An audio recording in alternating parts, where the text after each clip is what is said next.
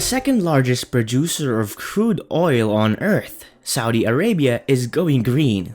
Yes, many Middle Eastern nations are attempting to shift away from carbon-based economies and toward alternatives that attract tourists, businesses, workers, and residents from around the world. Given how quickly climate change is unfolding, this is essential. The Neom development, which will be built in Saudi Arabia, is one such instance. The $500 billion futuristic city, The Line, which can accommodate 9 million people, is a significant component of the proposal. It consists of a 500-meter tall, 200-meter wide mirror-like, wall-like structure. The project would stretch 170 kilometers inland from the Red Sea across the coastal desert, mountain, and upper valley landscapes. It will be constructed in Saudi Arabia's northwestern Tabuk area. The line claims to have created a new standard for sustainable growth. It occupies a small portion of the 26,500 square kilometer Neom site with a footprint of only 34 square kilometers or less than 4 square meters per inhabitant. As a result, the landscape may be treated with more care than one might often expect for a megacity.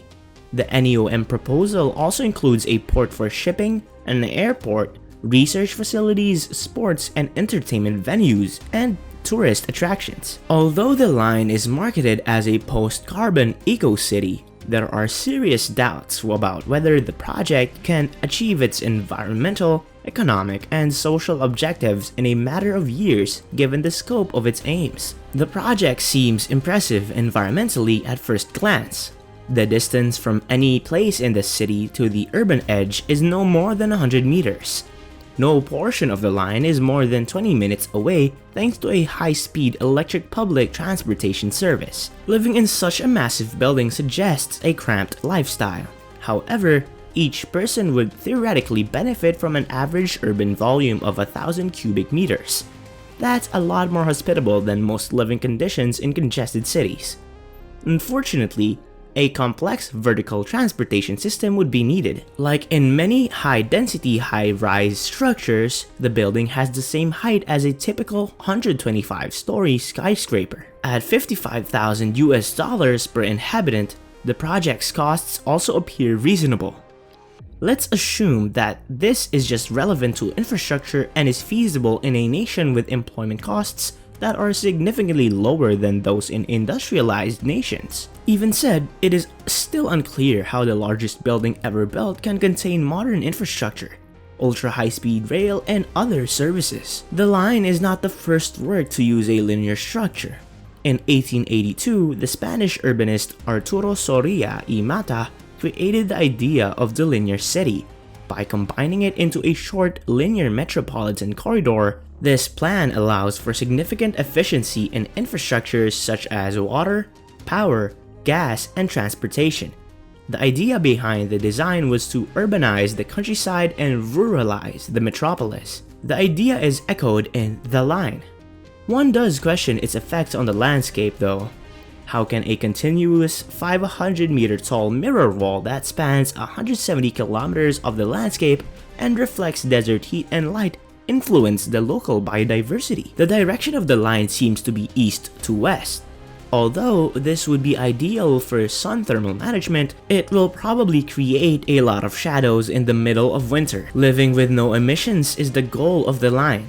Renewable energy will be used, green hydrogen generates export revenue, wastewater is recycled, and the newest smart city innovations and mixed-use structures are all present. Driving a car is avoided in favor of traveling by foot, bicycle, and public transportation. However, the building and materials for such a massive undertaking might be incredibly emissions intensive. According to the idea, no one would be more than 2 minutes from nature or the ground level edge of the city. But is the time spent waiting for a lift taken into account? Without proper planning, heavy dependence on vertical transit could dash plans for precincts that are bikeable or walkable. It is unclear if the modules that make up the line would match neighborhoods.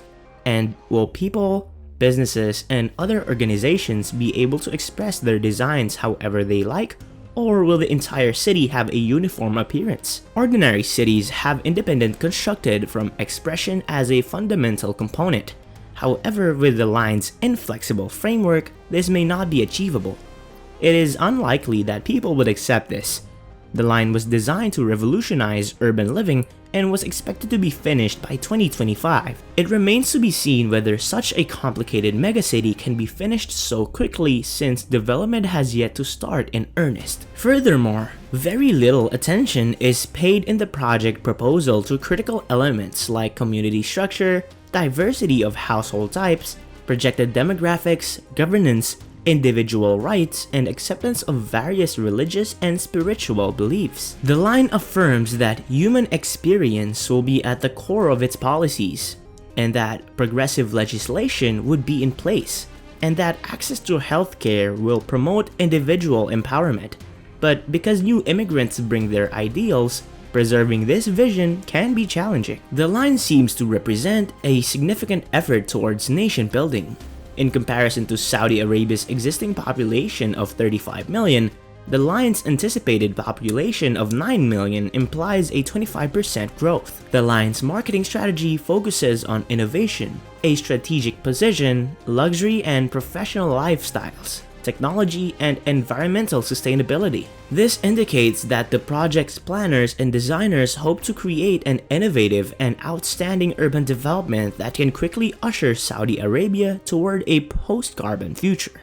To do that, every component is present, but from the perspective of planning and building, it will need a tremendous amount of willpower, financial power, and capability. And it is still unclear if the line will be able to successfully entice the residents it needs. Two other regions are designed to be part of the Neom project, Trojena and Oxagon. On the project's website, Trojena is described as a seasonal destination that would merge developed and natural environments and provide locals and visitors with one-of-a-kind, human-centered experiences. 6 separate development areas will be located in Trojena, all of which will be geared toward creating personalized experiences using cutting-edge virtual engineering and architecture. Is there a fancy way to describe Trojena will be a unique and cutting-edge getaway for wellness retreats? The experiences offered to tourists are centered on how to best take advantage of seasonal climate variations offered to tourists are centered on how to best take advantage of seasonal climate variations to retain their vision of being one with nature. They divide their offerings into seasons as a result. Winter Fashion Week, ice skating, skiing, and snowboarding, music festivals, and film festivals are just a few of the events scheduled for December through March. From March to May, there will be mountain biking, paragliding, climbing, high-altitude training, and adventure triathlon, and a yoga retreat, and from May to September, there will be a light display, a music festival, a food festival, an art fair, a culture week, and a yoga retreat. In addition, from September to November, they will provide a wellness summit, alternative medicine, a discovery week, a yoga retreat, an artist's residency, and an entertainment residency. Several locations offer seasonal items. The presence of so many diverse activities in one area, from the beach to the desert to the mountains, is unique. The Trojena area promises to be the best year-round destination for adventure sports and wellness. It's hard not to become drunk on Kool-Aid when you look at the breathtaking Nat Geo caliber nature images on their website. One of the main features of the upcoming building will be the gorgeous artificial freshwater lake known as the Vaults. When completed, the development will also contain a range of residences, such as condominiums, chalets, and mansions, as well as hotels, from the most opulent to family-friendly resorts. In essence, it is an all-inclusive resort that offers different amenities depending on the season. The second region in the innovation trifecta is the Oxagon.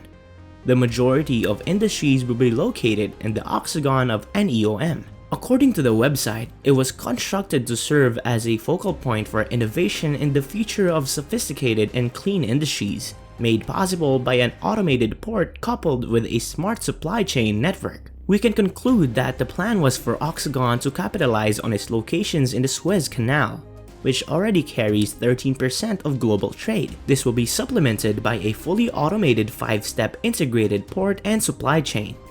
The first step is to create a single streamlined process from ship to warehouse. The octagon will have water running through it, allowing ships to deliver goods directly to multiple warehouses. The warehouses will be located to the south of the port, with direct access to rail and road networks. The freight network will be fast and completely traceable as it connects all of Neom. The products will reach smart fulfillment centers.